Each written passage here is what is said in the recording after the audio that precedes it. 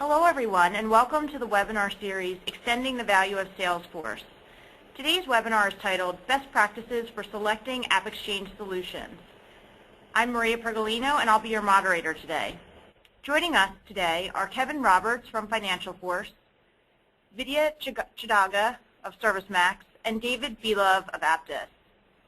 Vidya is the Director of Product Marketing at ServiceMax and has over 15 years of experience driving a myriad of product marketing activities, ranging everywhere from corporate messaging to sales and channel enablement, product messaging, and positioning at cloud and enterprise companies. Vidya has an MBA from Haas School of Business, UC Berkeley, and a BS in CSE from MIT, India. Our next speaker, Kevin, has been with Financial Force since the company's inception, during which he has been a key figure in the rapidly evolving Salesforce.com, Force.com, and FinancialForce.com ecosystems. He has over 25 years' experience in back-office systems integration across a wide variety of technical environments and over 6 years' experience in Salesforce.com system administration. David leads Aptus sales operations, sales development, and sales engineering at Aptus. David brings a wealth of Salesforce.com domain and Sales 2.0 process experience to Aptus, and prior to Aptus was responsible for global sales operations at Cloud9, another SaaS sales integration company. He has served as co-chairman of the Salesforce Silicon Valley user group and has been a speaker at Dreamforce and Cloudforce events. So when we think about all these speakers, I can't even add up in years how many Salesforce.com years experience. I think almost everybody on the call has been in the ecosystem for quite some time. Before we start, just a couple of housekeeping notes. Everybody on the call will be muted. The webinar will be recorded, and a copy of these slides will be sent to every attendee. If you have a question for our panelists, please use the question and answer panel. We'll answer as many questions as we can at the end. And then there is a hashtag for the webinar. So at any time, you can either ask the question via the question and answer box, or you can go to Twitter. The hashtag is going to be SFDCAPEX, so SFDCAppEx. All right, let's get started. Take it away, Dave. Okay, thank you very much, Maria. This is certainly one of my favorite topics, so I'm happy to be here today. For those of you that are unfamiliar with Aptus, we offer a popular suite of apps built on the Salesforce platform that address the quote-to-cash process. Aptus built what many people consider to be the first third-party app that was native to the Salesforce platform in 2006. So as Maria mentioned, I'm responsible for a number of functions at Aptus, including sales operations, which runs our Salesforce instance, and as part of that, we have about 180 unlimited users, and we have about 90 users that have platform seats because we run Financial Force. Kevin will be talking to us from Financial Force in a minute. And then we also have a Salesforce customer portal.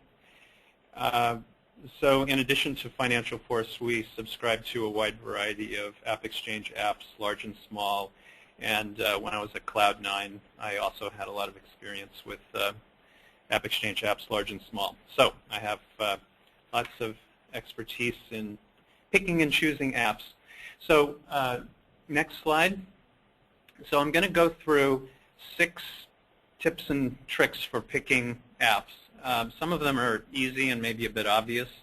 Others are a bit more complicated. So I'm just going to run through them. And then if you have questions at the end, we can pick them apart. The first one, I think, is fairly obvious. But if you're going to pick an app, you've got to decide whether this is something that's above the waterline, tactical, or below the waterline, strategic. Are you talking about something that's going to solve just one particular easy problem, or is this going to address an enterprise business process? If it's going to address a strategic enterprise business process, you've got to really spend some time and define your business requirements. And I highly recommend that you focus on your to-be state, not your as-is state. A lot of times we'll see people give us requirements that are basically a regurgitation about how their current process works, And what you're trying to do is advance the ball. So you want to really focus your requirements on your to-be state. Let's see, next.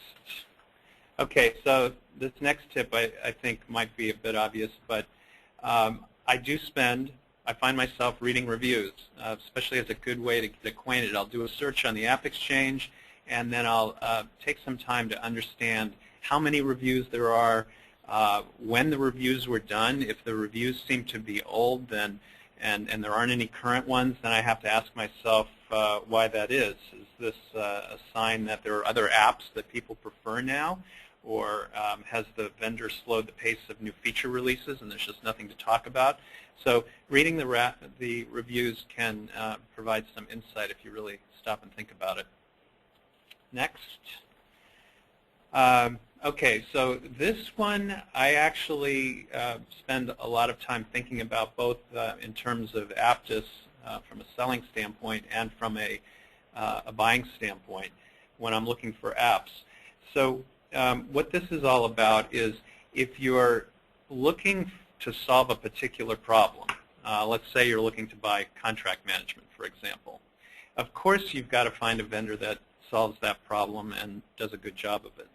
But the other thing that I think you want to take into account is what else do they have? Do they have, in the case of quote to cash, for example, do they have a quoting app? So do they have something that addresses the upstream requirement that I might have next? Or does it have something related to revenue management, something that would be downstream of the app that I have? I mean, I'd rather have fewer vendors than more vendors. So if one vendor can handle a variety of needs, then that's important. Currently, maybe I don't need mobile, but in the future, maybe I will. So I want to look to see what else they have.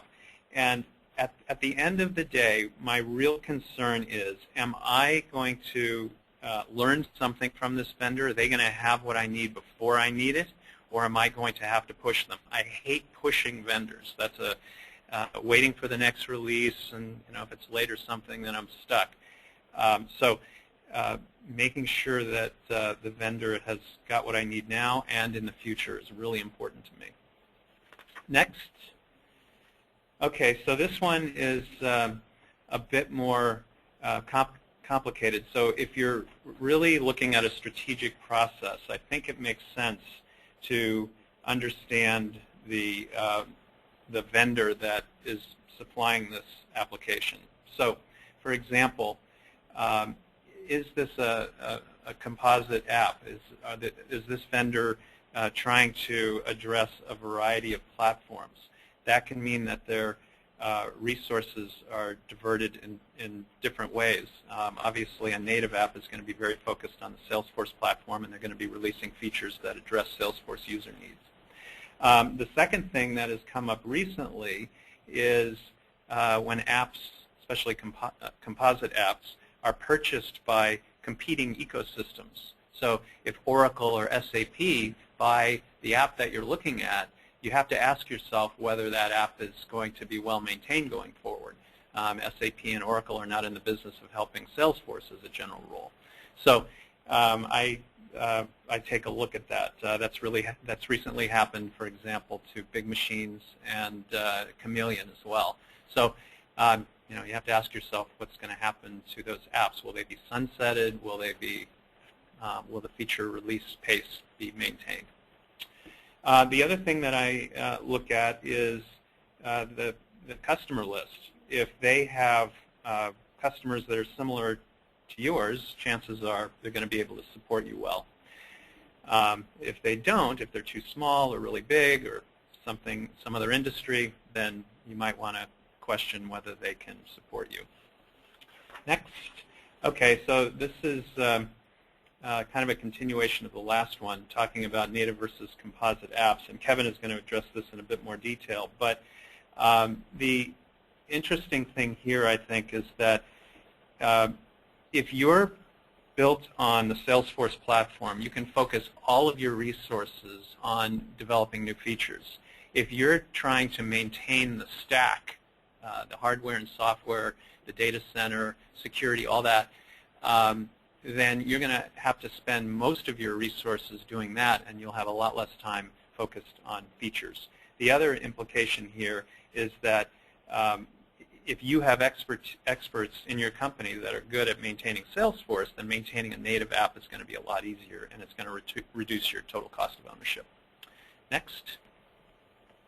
Okay, and this one I think is actually quite interesting, and I've had experience with this recently, where if you're, unless you're the person who can actually sign the check, which I know most of you aren't, you're going to have to get someone to sign off on this, and to do that, they're going to ask for a business case. They're not going to just take your word for it if it's going to cost money. So the question is, well, how do you do this business case? Most of us don't do business cases as a living, and we might do one every couple of years, and so it's time-consuming. It can slow the whole process down. So one thing that I recommend is to ask your favorite vendor to help you to develop the business case. Now, you don't have to believe their numbers. You can change the numbers to fit what you think will actually happen in terms of ROI and that sort of thing. But they typically will have a list of all of the factors, and they'll probably have it in a format that you can use to quickly modify and then present to your CFO or chief sales officer or whoever's going to be making the real decision. So those are my 6 tips. And with that, I will hand it over to, I believe, Kevin. Is that right? Okay, Kevin, take it away. Thanks, Dave. Good to speak to you all today. I think Dave makes a great point there about when you're looking at apps on the AppExchange, or you're looking at something tactical to solve a particular problem, or you're looking strategic to run particular processes or big chunks of your business on. And obviously, so that not all apps are created equally on the AppExchange. And there are some great small apps that you can, check out the 5-star reviews, download into your sandbox, try them out. If it looks good, great, but no harm, no foul if they don't meet the requirement. I think fair to say all of us on the call today, act as ServiceMax on ourselves, would be towards the other end of that scale in terms of strategic applications. And the sort of the perspective I'd like to bring to today's session is really from the back office. That's what financialforce.com is all about. We build exclusively on Salesforce.com platform. We are backed by Unit 4, who are a traditional European ERP vendor, and Salesforce themselves. So we've got a great backing there for us to build out back office capability. And we help our customers with the range of back office functions, so whether that's billing and accounts receivable, managing projects in professional services, time cards and expense reports, all the way through to AP and GL.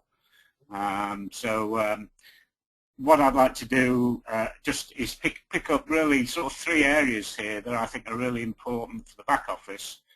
But before I do, if we can just move on to the next slide, I just want to drill down a little bit more. We're very proud of saying we're 100% native on Salesforce.com platform. Just want to explore that in a little bit more detail and what that means.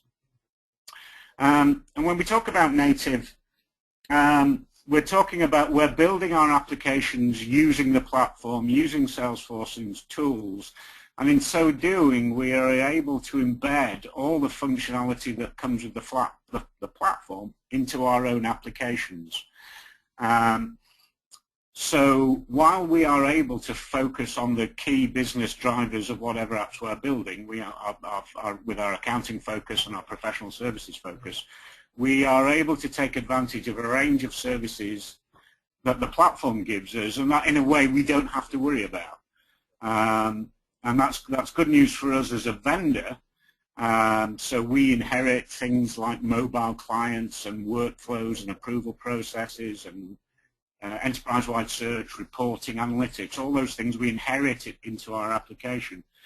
But it's also good news for customers because they get a consistent set of services and tools across their entire business, front office, back office service, all using a common set of tools, and there are some significant advantages that brings. Word of caution here: when people talk about they are native, you fall from time to time may come across people saying, "Hey, we've got native integration," which is a bit of an oxymoron, because what they're saying is they've built a connector on the Salesforce platform that hooks up their off-platform application to Salesforce. So this, that's a bit of a it's a bit of a grey area. So just watch out. I think the key question is, okay, well, where is the actual data living? Is that on the platform? Even though you may have built a connector.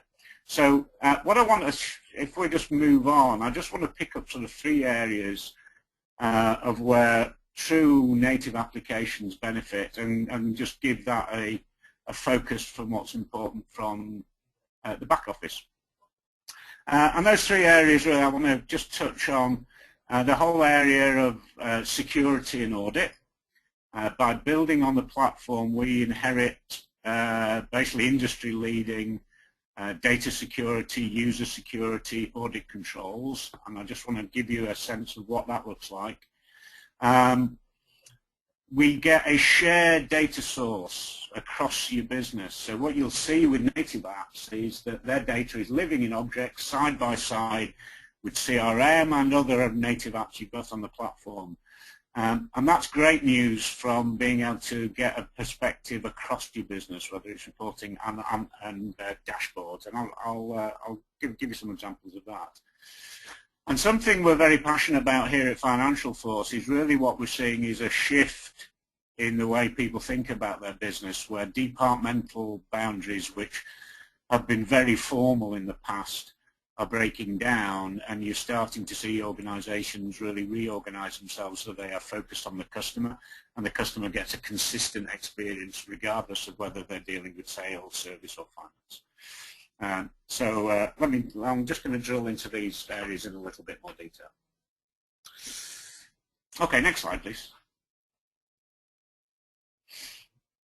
So the first thing, with our accounting heritage, we have to be very concerned about, and is top of our priority list, is the security of the data. And picking native applications allows you to move your core financial data onto this secure, trusted platform.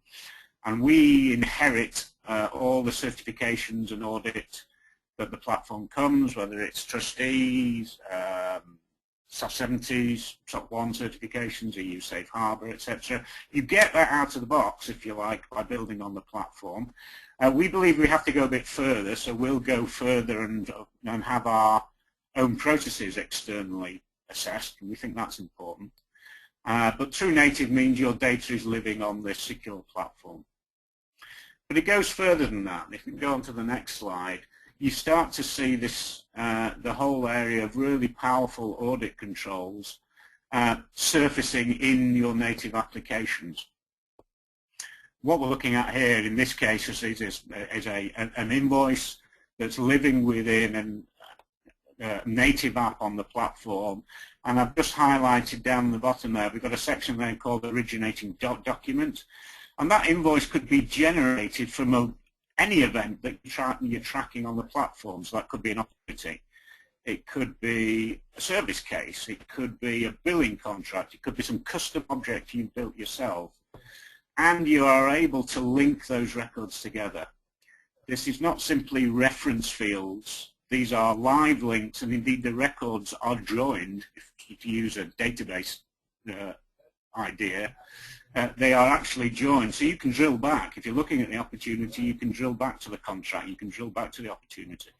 And that's a huge benefit in terms of audit trail.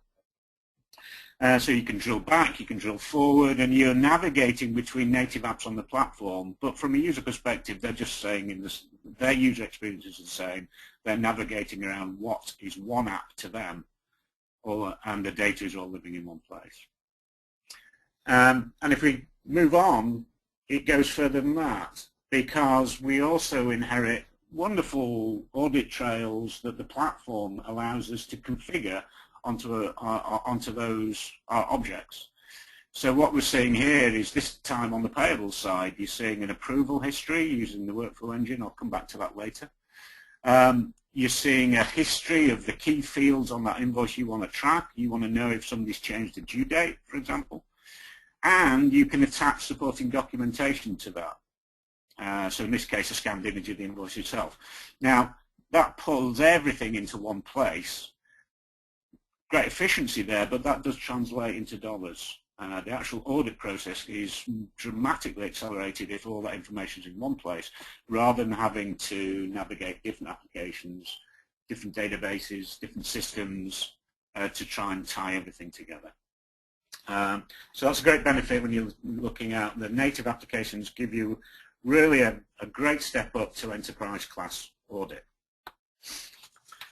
The next point I want to pick up on, if we can just move on, is talking about the shared data model I mentioned. I think we've just skipped on an extra slide there, sorry. We'll just go back one. There you go, thank you.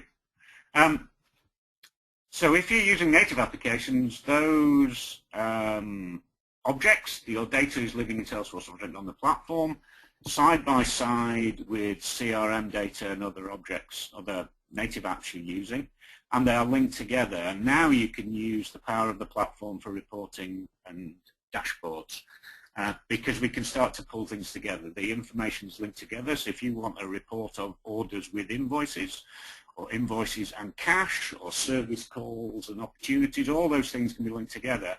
And you can drop and reports of the building blocks of your dashboards. So now you can basically have a view across your business from a single screen.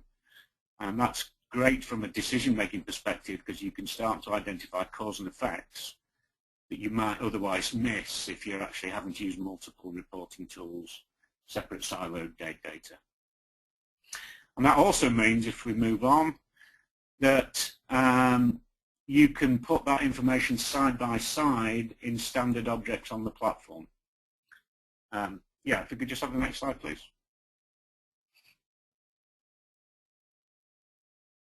Thank you.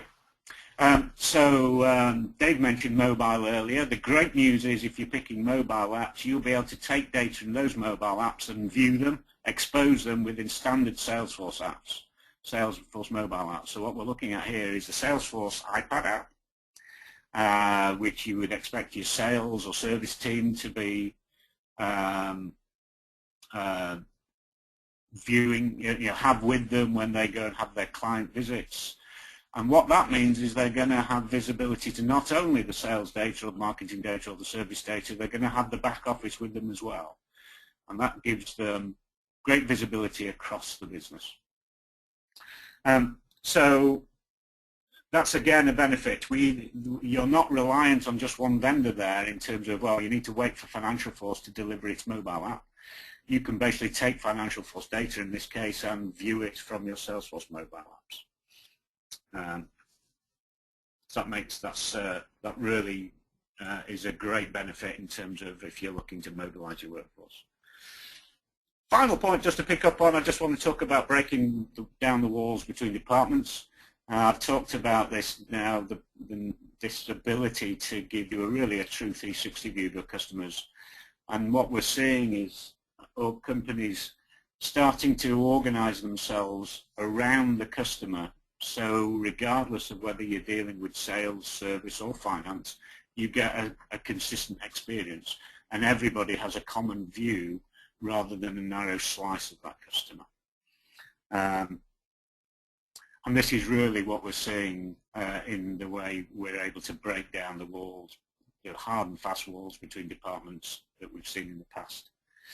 And just to finish off, just to see if we can pop onto the next slide, one of the ways we can achieve that is again using a platform feature, which is the workflow engine. We're moving on the slide. Thank you. This workflow engine we'll be seeing here is a platform feature that you can apply to any object on the platform. In this case, my example is we've got an approval process here around the issuing of a credit note to a customer. But the participants in this workflow, this could start in customer service for the service agent. They could core, the workflow could include delivery using so they're a different department, and then finance are involved from an approvals process as well. We have a single workflow, a single process to capture approvals, and that's spanning departments. And again, that's something that's really easy to do with native apps on the platform, harder to do if the data is living in systems elsewhere. So hopefully just 3 examples there of how we see native apps being great benefit to the back office. Certainly love to talk to you more about that, so just move on to the next slide. We have many customers starting to revolutionize the way they use the back office through native apps.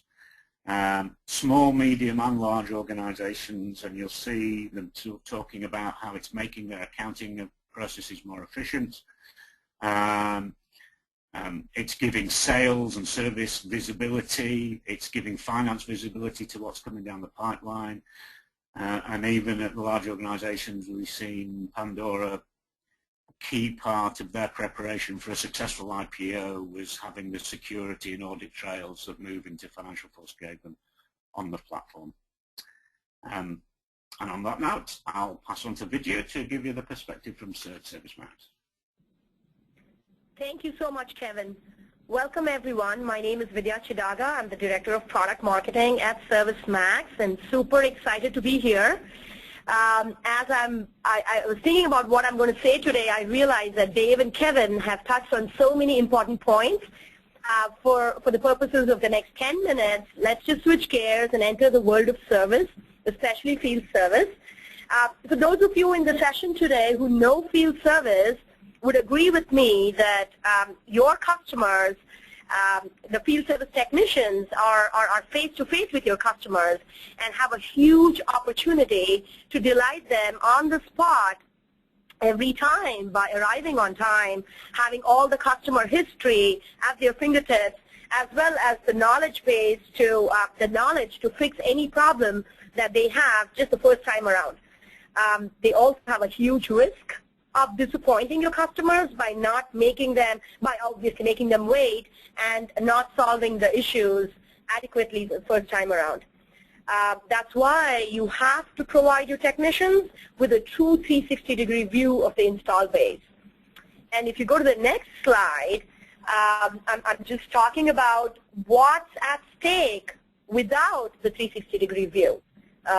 If your technician who's at the top, when he doesn't have visibility to products and service history, he doesn't know what happened in the past, who was there for a service visit, if something was broken the third time around or the first time around, is this customer even entitled for service, or is the company, are you, through the technician, giving away service for free? And there's tons of horror stories. Keep building this slide if you don't mind as I'm going through this. The stuff that I'm presenting are just the risks in not providing, not having 360-degree view of the customer, and there's tons of horror stories around customer service, right? I'm paying for a 4-hour response time and they never show up, or the guy they sent didn't know how to fix it and didn't even have the right parts, and so on. So there's all these horror stories, and that impacts your first-time fix rate, the fact that your technicians arrive with the wrong parts or doesn't even know how to fix it, the impact on the time at site because maybe the customer is being billed on an hourly basis, and so on. So having a 360-degree view is super critical and important. And this goes to my next slide, and you have to keep this in mind when selecting the right field service application.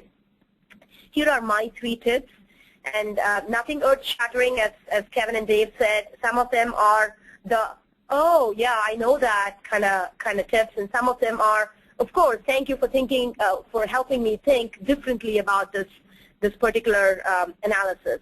So firstly, understand that integration is not the same thing as in the same system or on the same platform or native, as we've been talking about, and that any system with APIs and service-oriented architecture can be integrated. Kevin spoke about the oxymoron, right? Native integrated. That's classic. So many of the AppExchange application vendors can claim that they are native integrated. It really doesn't mean anything. You also have to understand if you're paying extra to get a separate CRM license or if that's bundled into your field service application itself.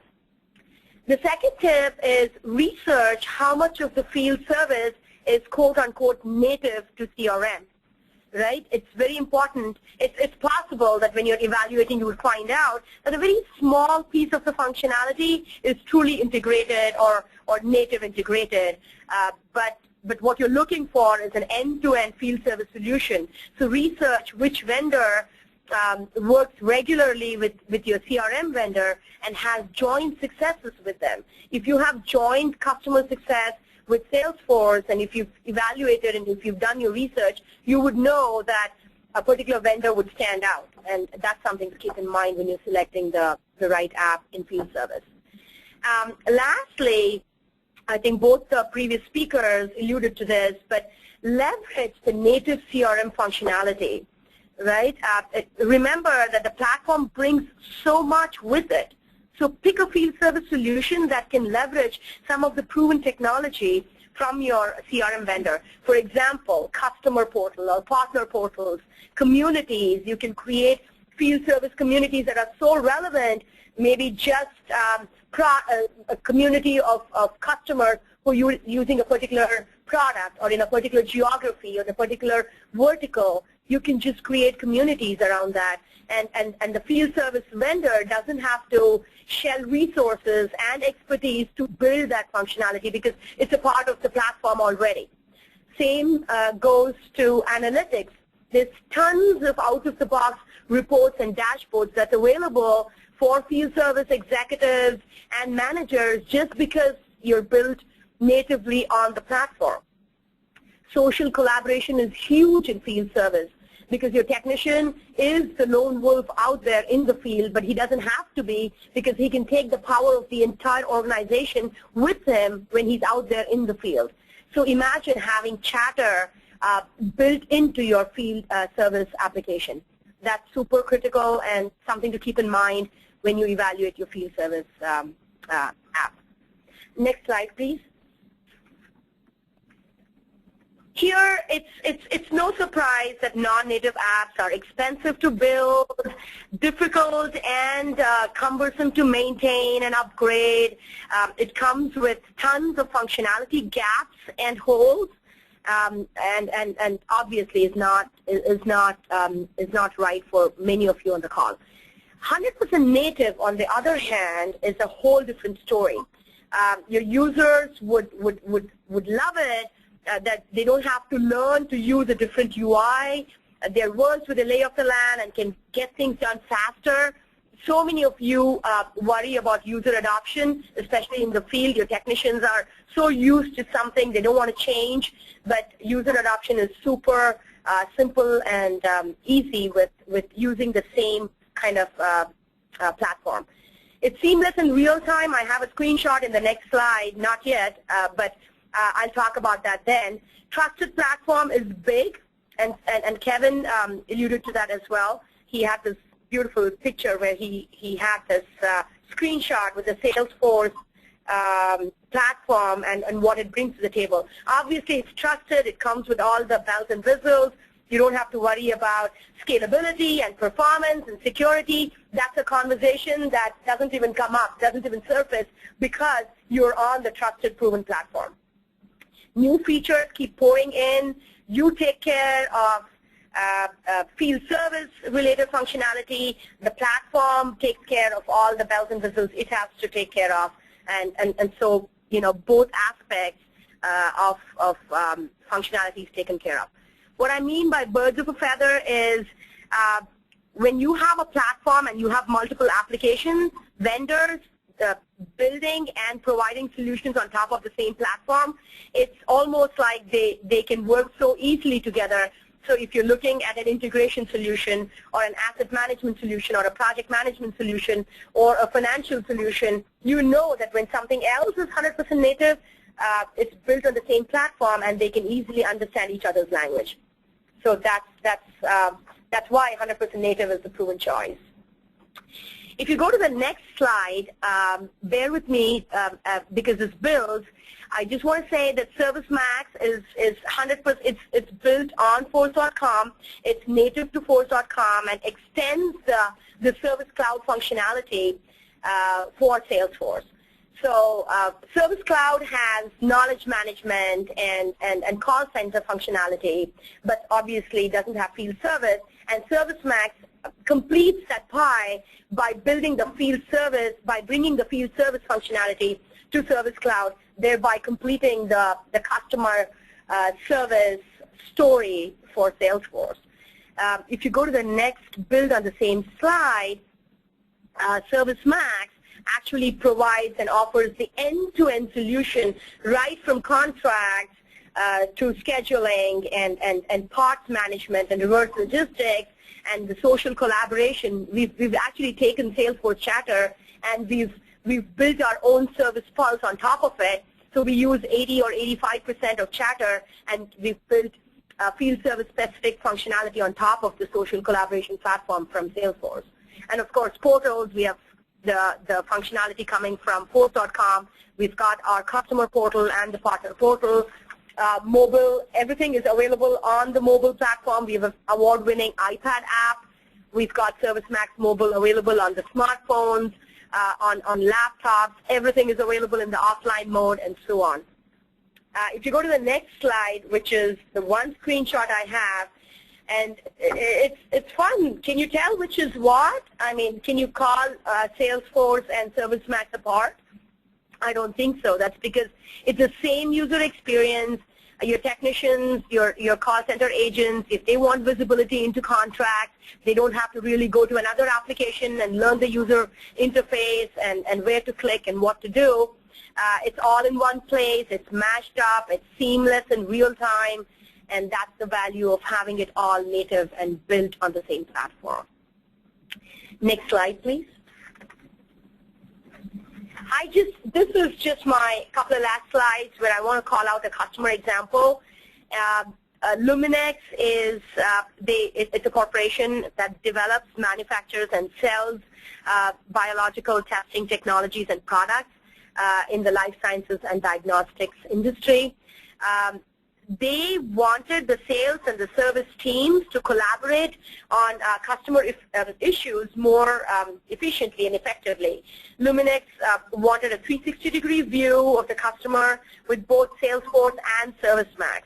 So if you go to the next slide, after they used ServiceMax, they were able to provide visibility into for both the sales and the service organization, and there was visibility into sales opportunities and easy assistance with specific customer or product related information. They were able to close deals faster, and likewise, sales was able to view the customer's service history, be notified of critical service issues, and never be blindsided by the lack of response or unknowns when they approach a customer for a potential upsell opportunity. So there was this good handshake that was happening between sales and service, the 360-degree visibility across the board. There was closer collaboration between the service and the sales team. Thereby, Luminex was able to build this stronger relationship with the customers. So in the end, obviously, customer was happy, and the company was successful. With that, I would urge you to just go to ServiceMax.com for tons of information, and we've got lots of resources, and I think this is the right time to open it up for questions. Thanks, everybody. And as a reminder, if you do have a question, can you submit it in the question box on the screen? We will keep everyone on mute. The first question that came through is about pricing. And Dave, I'm going to hand this one to you. The question is just, what about pricing of a composite app from the AppExchange? The subscription license price can potentially grow, right? What's your thoughts on that here? Okay. So I think the the question could be worded a little differently. I think the word composite doesn't really help because if you're buying an app that sits on top of Salesforce CRM, you are, if you're paying for an unlimited seat, for example, and then paying an additional fee for another app, then yeah, the price per user does go up. But if what you're really doing is creating adjacent functionality, which is, so if you have your CRM system and then you're adding quote to cash, or you're adding financial force financials, or if you're adding ServiceMax, those are essentially adjacent spaces that are not supported by the CRM system. You're paying a lot less for a platform seat than you would for a full CRM seat. So it kind of depends on what you're trying to do. If you're adding on to your CRM capabilities or if you're adding adjacent capability. For example, nobody objects to the fact that you buy a CRM system and then you buy an ERP system. Well, that argument would apply to buying a quote-to-cash system or a ServiceMax system or a Financial Force financial system. If you have more questions about pricing or the justification of additional apps, don't hesitate to give me a call or send me an email. And does anybody else have any comments there? Kevin, did you want to comment on that at all? Yeah, I mean, yeah, certainly the pricing you'll see is you're buying your user licenses very much. We try to make the pricing look very similar to Salesforce pricing, the model. So based on your role, what functions do you need? We're often looking at users who are currently not on the Salesforce platform. They're not CRM users in that sense. So we include the ability to use the platform within our license. Perfect. The next question, I'm going to start with Vidya, but I think anybody can answer this as well, so feel free to chime in when she's done. Do you have to be a Salesforce customer to use any of the applications you've talked about that are built on the platform? That's a great question, and the answer is no.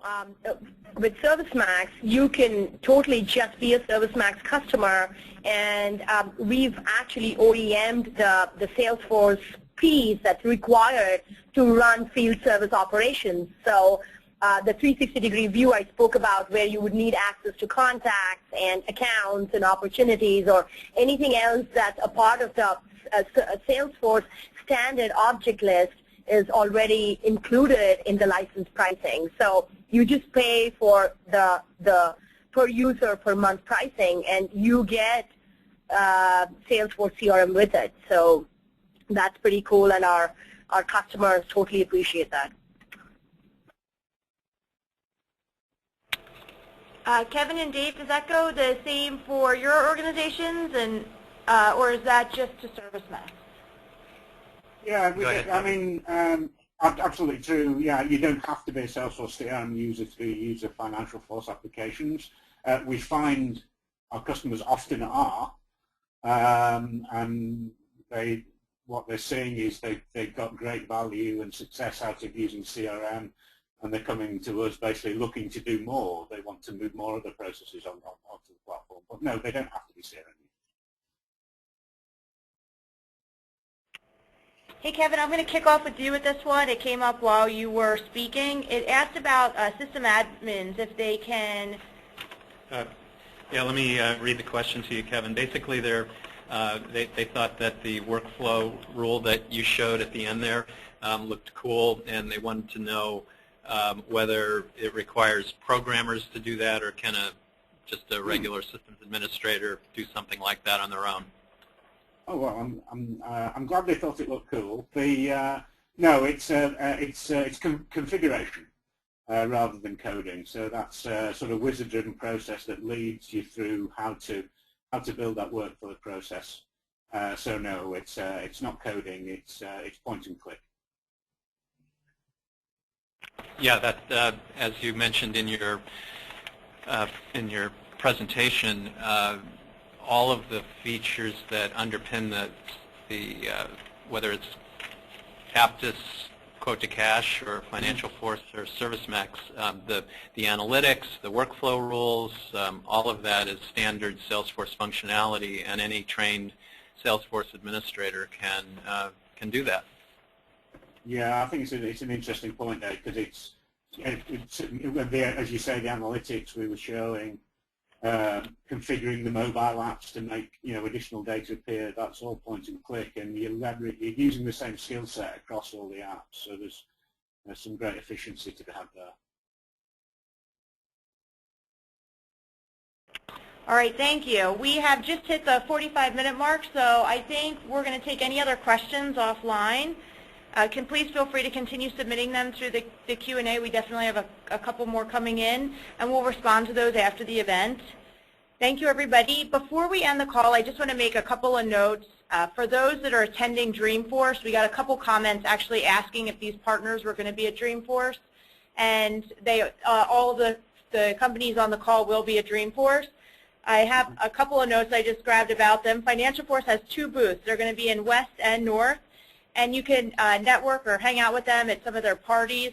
One is at Row in San Francisco, and I know they put on a great event. And then they are doing on November 21st, the last day of the event, they're doing a rehab event at B-Bar, which if you've ever been to the event know that that's right above Moscone Center. So 2 great events, one on the 20th and one on the 21st, and then also a booth in whichever of the 2 expo halls you visit. ServiceMax is going to be talking about field service at the event, of course, and you can see them they also have a booth in West and North. I think we're going to see a pattern here. I can preview to what I'm going to say about Aptus, and you may hear the same thing coming up. You can go to some of their sessions as well on the topic, and they are doing a kickoff party, and you can see everything that they're doing if you go to servicemax.com/Dreamforce. And then Aptus, we have 2 booths in North, 2 booths in West, so we will be in both as well. And then we are doing some events across the street from Moscone at the corner of 3rd and Howard.